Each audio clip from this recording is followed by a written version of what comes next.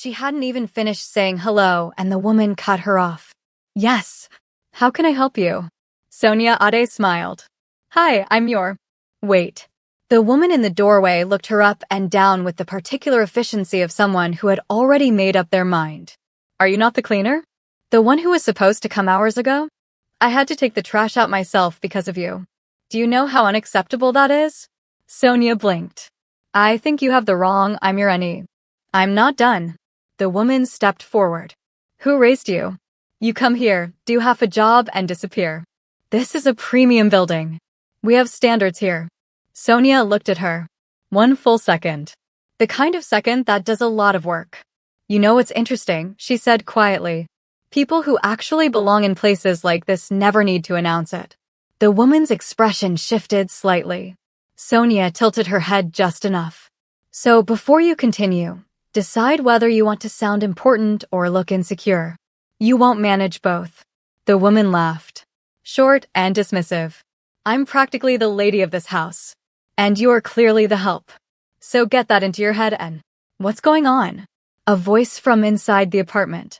Then a man appeared in the doorway, tall, sharp undercut, the kind of stillness that came from someone who had learned a long time ago that volume was never necessary.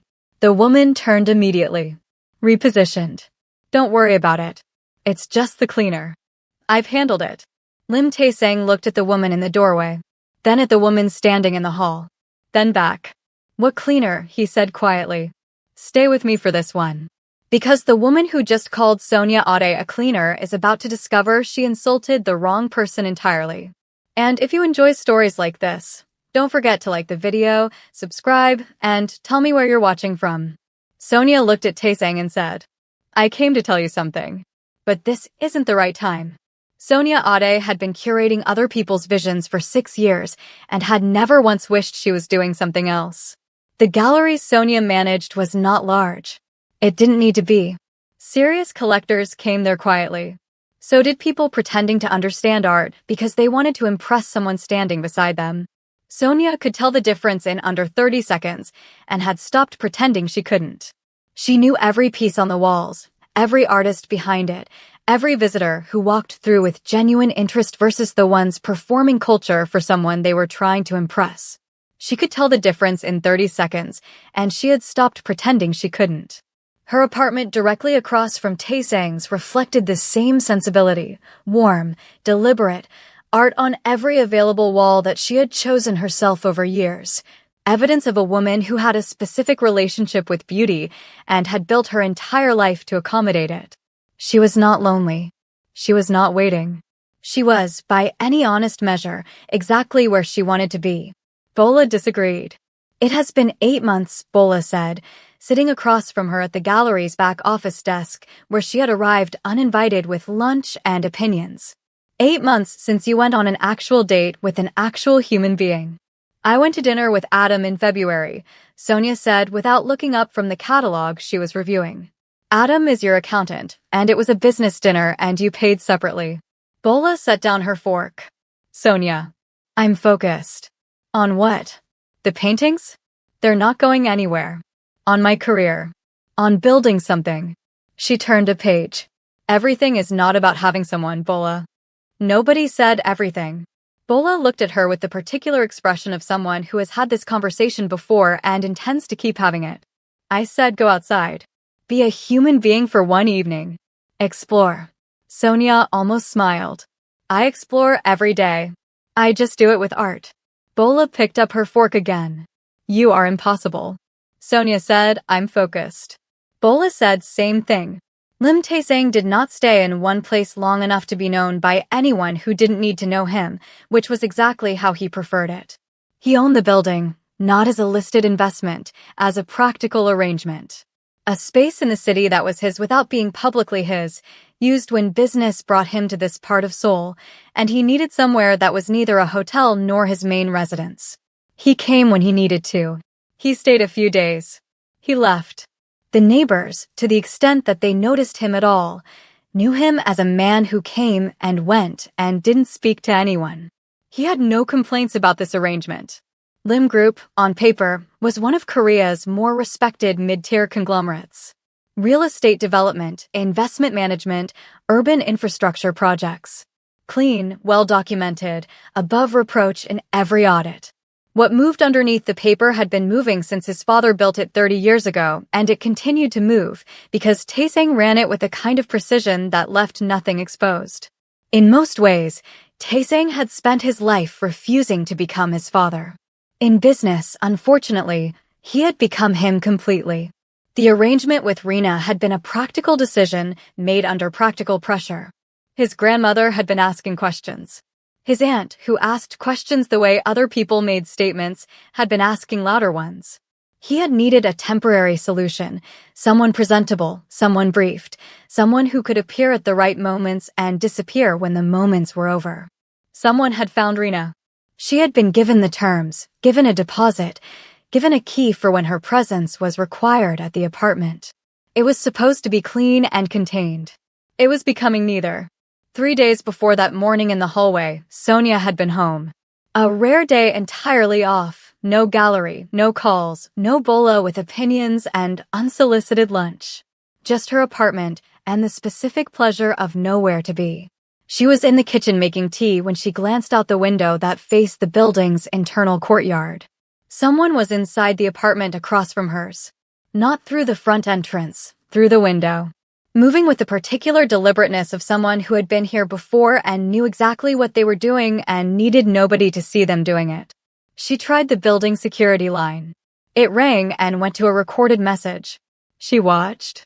The figure moved with practiced efficiency, found what they were looking for, handled it, was gone in under 4 minutes. The kind of speed that came from preparation. She made a decision. She would go to the neighbor in the morning and tell him what she had seen. She didn't know him, just knew a man came there sometimes, stayed a while, occasionally a woman. She would tell him regardless. That evening an artist she had been working with for 3 months called in a quiet panic about a piece going up the next day, something about the framing, the lighting, the placement, all of it wrong in his mind at 9 in the evening. She went to the gallery. Sorted it. Came home past midnight. Decided morning was soon enough. Morning had brought her to that hallway. After Taesang said, "What cleaner?" The hallway went quiet in the way hallways go quiet when something has been understood by everyone present and nobody is sure what to do with it. Sonia looked at him. "I came to tell you something. But this isn't the right time." She turned to go. "Wait," he said. She paused. "Tell me." She looked at him for a moment, the kind of look that is deciding something. Then she told him. Briefly, factually. 3 nights ago. The window. The figure. The practiced speed of someone who had been there before. She told him without dramatizing it because it didn't need dramatizing. Something moved through his expression and was immediately contained. "Thank you," he said. She nodded. Went back across the hall. Closed her door. Inside his apartment he turned to Rina. He asked her what that had been. Rina said, "Just the cleaner." She had assumed. He stopped her. He had heard the exchange from inside. He did not tolerate speaking to people that way. This was not her house. They were not together. She needed to remember what role she was playing and conduct herself accordingly. Rina said nothing, but something behind her composure had shifted in a way she didn't let him see. He left it there. For now. Rina said nothing else after that conversation. But silence, Sonia would later learn, did not mean surrender. That evening, the building lobby. Sonia coming in from the gallery, portfolio bag on her shoulder, the particular tiredness of a good day's work. Taesang heading out, dark jacket, unhurried. They stopped, looked at each other with the slight recognition of people who have shared a hallway incident and not yet decided what it means. "I didn't realize you lived here," he said. "You've seen me," she said. "You just never paid attention." That almost made him smile because she was probably right. "You come and go quickly," Sonia said. "And you don't look at people when you walk through." She said it without accusation. Just observation. He almost smiled. Fair. He asked how long she had been in the building. She said 2 years. He asked about her work. She had mentioned a gallery. She told him what she did, briefly, the way she described it to people who hadn't asked specifically. He listened with more attention than she expected from someone who looked like he had somewhere to be. Then she said, "I almost forgot." The thing I came to tell you that morning, there's more detail than I gave you. He said, tell me. She told him in full. The timing, the window, the way the person moved. He listened to all of it without interrupting. Then he asked one question, a specific one, about which window exactly, that told her he already had a theory he was testing. They said their names. He left. She went upstairs. He made 2 calls from the car. His brother, had he been at the apartment 3 nights ago? No.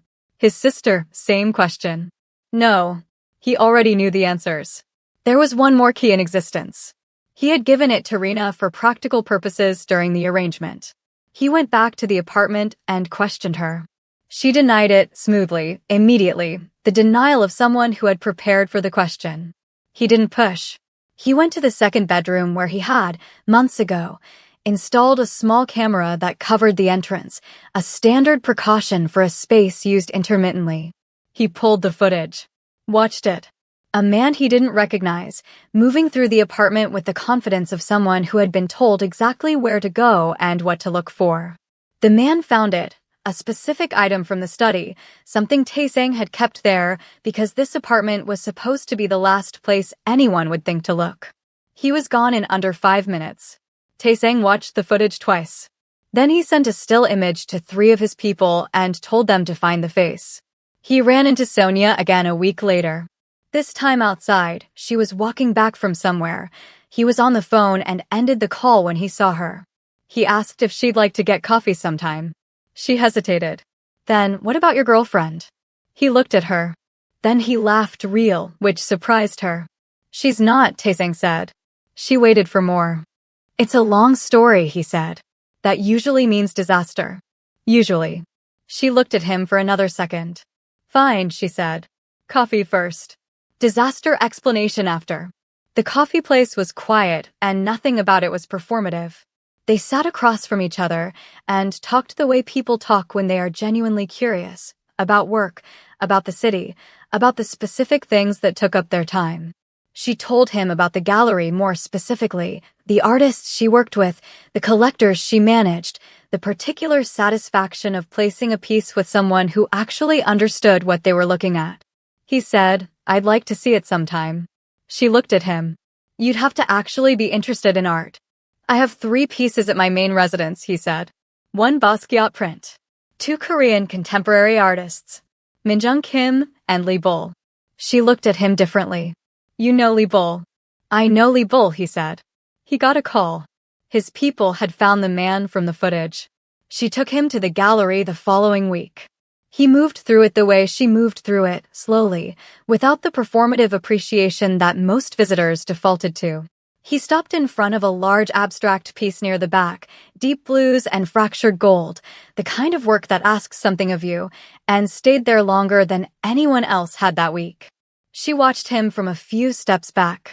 Then she came and stood beside him, told him about the artist, what they had been working through, what the fractures in the gold meant, why the blue was that specific shade and not another. He listened, then said, It looks like someone trying to hold something together that has already decided to come apart. Sonia looked at him properly then. You look tired, she said quietly. He was silent for a moment. I am. He glanced at her, then said, You were right that morning. She looked at him. About what? That it wasn't the right time. A pause. I should have handled it before it reached you. His men brought the man from the footage 2 days later. The questioning was not long. The man's name was Do Hyun. He was Rena's actual boyfriend, had been for 2 years, had been given the key and a specific list of what to find and where. What he had taken was a physical document, the kind that didn't exist digitally, the kind that Taesang had kept in that specific location precisely because it was supposed to be unknown to anyone outside a very small circle. Taesang sat with this for 1 moment. Then he went to Rena. He told her what he knew. She looked at him. Then she looked away. The denial was gone. There was nothing left to deny. He had them both arrested. The story moved through the right channels quickly, people in his world talked, and the story that emerged was specific and complete. Lim Taesang's contracted companion had orchestrated a theft from his private residence using a key he had provided in good faith. The crime was documented. The consequence was appropriate. People outside his immediate circle heard a simplified version that his girlfriend had betrayed him. The fuller picture, for those who needed to know it, was available. He found Sonia at the gallery the following afternoon. Told her everything, the contract arrangement, the reason for it, Rena's role, what she had taken, and how it had been recovered.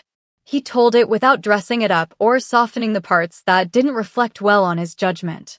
She listened to all of it. Then, so she was never actually your girlfriend. No. And she called me the cleaner in an apartment she was hired to pretend to belong in. He looked at her. Yes. Sonia was quiet for a moment. Then, interesting life you live. It's getting more interesting, he said. It happened gradually after that. Coffee became walks. Walks became evenings at the gallery after closing while the city dimmed outside the windows, and neither of them noticed the time passing until security lights came on automatically. Somewhere in the middle of all that, it stopped feeling casual. One evening Bola found her at the gallery alone after hours. She had a key. She had always had a key. This was a decision Sonia had made years ago and occasionally regretted. Bola sat across from her and asked why she looked like she was thinking too hard. Sonia told her about Taizang. Not everything. Enough. Bola listened without interrupting, which meant she understood this was serious. Then Sonia said, I don't fully know what world he's in. I know it's not simple. I know what I feel when I'm around him. But I don't know if those two things can exist together. Bola said, has he been honest with you? Sonia said, more than I expected. Bola said, then you already have your answer. You're just afraid of it. Bola leaned back slightly. You know what the real problem is? Sonia looked at her. You trust him already. That's what's scaring you. Sonia looked at the painting on the wall across from her, the one with the fractured gold. She didn't say anything. But Bola was right and they both knew it. He asked her properly the following week. Not casually, specifically. She said yes. Bola found out and sent 14 text messages in 6 minutes. Sonia told her to calm down. Bola said that was not going to happen. Rena was released 3 months later. She found out through someone who thought she should know that Lim Taesang was dating the black woman from the building. The one she had spoken to at the door that morning. She found Sonia on a Tuesday afternoon outside the gallery, had been waiting, which said everything about where she was in this. Prison had taken the polish out of her. Not the bitterness. You stole my life, she said. My man. Everything I had. Sonia looked at her. You stole what exactly? A contract? A role you were paid for. She took one step closer. You never had him. You were hired. And you threw even that away for a man who sent you to prison. Rena's eyes went wide. How dare you? She moved forward. Her hand came up. Sonia caught it.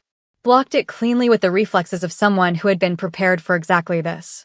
Then she delivered one response, controlled, deliberate, resounding, that landed with the full weight of everything Rena had brought to this pavement. Don't ever underestimate me, Sonia said. Or speak to me like I'm beneath you. Ever again. People nearby had stopped walking. Nobody intervened. Something about Sonia's composure made it very clear who was in control of the situation. Taesang arrived. He had been nearby, a few minutes behind, had not been present for the beginning. He saw Rena. His expression went completely still in the way that was worse than anger. Do you want to go back? He said. One sentence. Flat and final. Rena looked at him. Then at Sonia. Then she left, the full weight of every decision she had made over the last several months landing on her all at once as she walked away. The dinner happened on a Saturday. He had told her about his aunt the week before, not to frighten her, to prepare her. Aunt Choi was a woman of high standards and a sharp tongue and a famously low tolerance for anyone she deemed unsuitable. He said this matter-of-factly. Sonia said she wasn't afraid. He said he knew. He said it anyway. His grandmother was already there when they arrived, small, mid-70s, the kind of stillness that came from someone who had lived long enough to know immediately what they were looking at. She looked at Sonia when she walked through the door and something settled in her face that had nothing to do with performance. Aunt Choi arrived with the energy of a woman who had come prepared to be unimpressed. She asked questions, the pointed kind, designed to find gaps in the surface. What did she do? Where was she from? What did her family do? How had she and Taesang met? She asked them the way you ask questions when you are not actually interested in the answers, but in what the answers reveal about the person giving them. Sonia answered everything directly. She did not perform warmth she didn't feel. She did not shrink to make the room more comfortable. She was precisely and completely herself, the same woman she was in the gallery, in the lobby, in the hallway that morning months ago when someone had called her the cleaner and she had looked at them with full, unhurried attention. The grandmother said something to the aunt. Quietly. In Korean. We don't hear it. But Aunt Choi's expression shifted, not dramatically, just enough. She looked at Sonia again. Then Sonia glanced toward the painting near the dining room entrance. That piece is either original, she said calmly, or someone paid a frightening amount of money for a fake. Aunt Choi blinked, then laughed. Genuinely. The kind of laugh that surprised her on its way out. And the temperature of the room changed.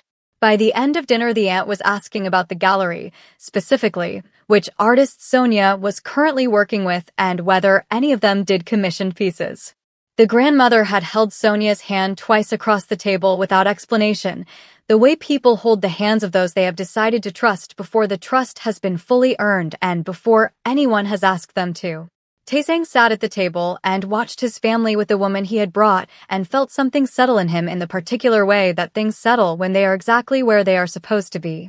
After dinner, the grandmother found a moment, pulled Sonia gently to the side while the others were in the kitchen, held her hand, said, in careful and warm English, "You are good for him. He is too serious. You make him less serious." Sonia smiled. The grandmother patted her hand twice. Come back. Outside after. The city quiet around them, the evening warm, nowhere they needed to be. Sonia said, "Your aunt laughed at my joke." "I've never seen her laugh at anyone's joke," he said. "I'm very funny." He looked at her. "You're something." She looked back at him. Where does this go? He was quiet for a moment. Not the quiet of someone avoiding the question. The quiet of someone who has thought about this and wants to say it correctly. Wherever you want it to, he said. I'm not going anywhere. Sonia laughed softly. Good. Why? She looked at him. Because apparently I'm terrible at cleaning and even worse at leaving. He looked at her for one quiet second before the smile finally happened. Then she thought about it for a moment. The gallery, the building lobby, the hallway, the footage, the coffee, the painting with the fractured gold. All of it arriving here, at this pavement, at this question. Forward, she said. I want it to go forward. He took her hand. They walked. If you enjoyed this story, don't forget to like, subscribe, and hit the notification bell so you never miss what comes next. Tell me in the comments, what was the moment that got you? I read every single one. Thank you for watching.